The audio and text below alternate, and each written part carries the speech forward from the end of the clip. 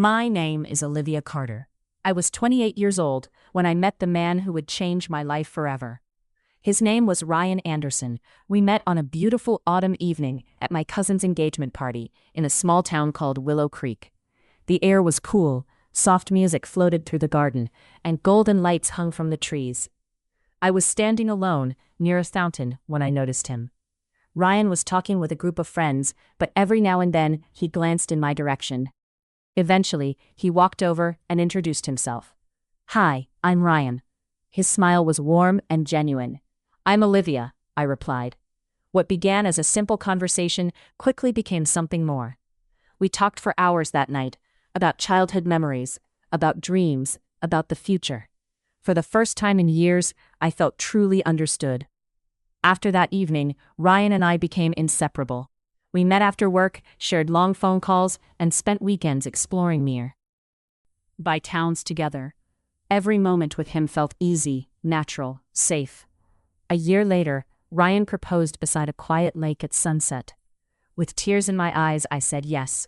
A few months later, we were married.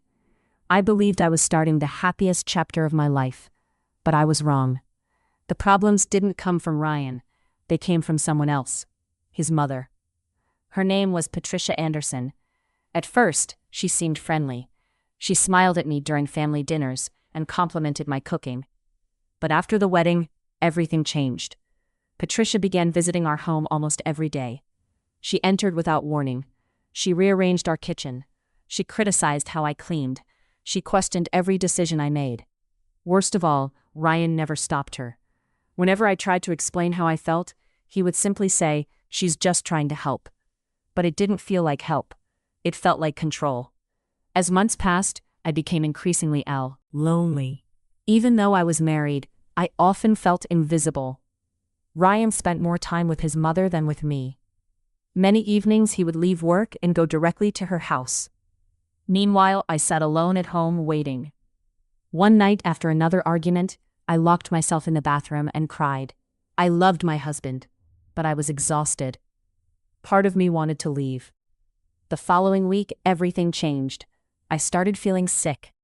At first, I thought it was stress. Then I took a pregnancy test. When I saw the result, tears rolled down my cheeks. I was going to be a mother. Suddenly, I had a reason to keep fighting. I wanted my child to grow up in a loving family.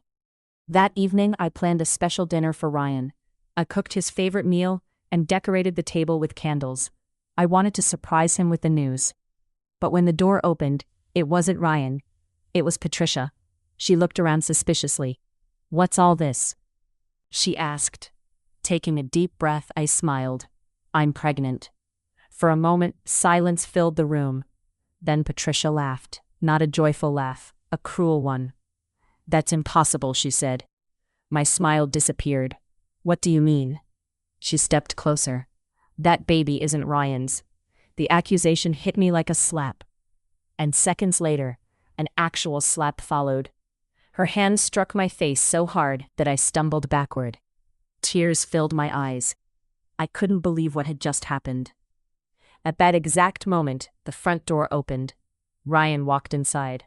He froze when he saw me crying. "What happened?" Before I could answer, Patricia spoke first. "She's lying about the baby." Ryan looked at me, then at his mother, then back at me again. For the first time since our marriage began, he truly saw my pain. "Did you hit Olivia?" he asked quietly. "Yes," Patricia answered, without regret. Ryan's face changed. Years of obedient silence shattered. He walked toward me and placed his arm around my shoulders. Then he turned to his mother. "Olivia is my wife." His voice trembled. "And this child is my child." Patricia's eyes widened. "If you choose her, don't ever call me your son again." The room became silent. Ryan took a deep breath. Then he answered, "If that's the choice, then I choose my wife." Patricia stormed out of the house. The door slammed behind her. For several moments, neither of us spoke. Then Ryan hugged me tightly. "I'm sorry," he whispered. "I'm sorry I didn't protect you sooner." That night changed everything. Ryan finally understood what I had been suffering through. From that day forward, He stood beside me. He attended every doctor's appointment.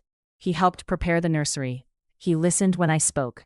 For the first time since our wedding, I felt like his partner. Months later, our daughter was born. When Ryan held her for the first time, tears filled his eyes. "She's perfect," he whispered. As I watched him hold our baby, I felt something I hadn't felt in a long time. Peace. A few months later, my phone rang unexpectedly. It was Patricia. Her voice sounded older, softer. "I was wrong," she said quietly. "May I meet my granddaughter?" I looked at Ryan.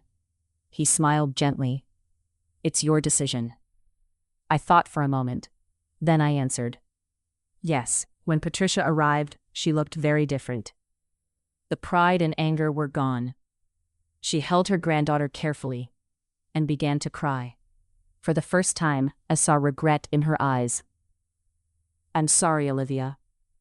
The apology didn't erase the past, but it opened the door to healing. Over time, things slowly improved. Patricia learned to respect boundaries.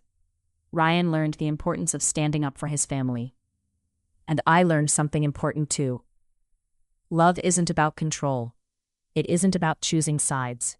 Real love is built on respect, trust, and courage. Sometimes the people we love make mistakes. Sometimes families break before they heal. But when people are willing to change, healing becomes possible. And that is exactly what happened to ours.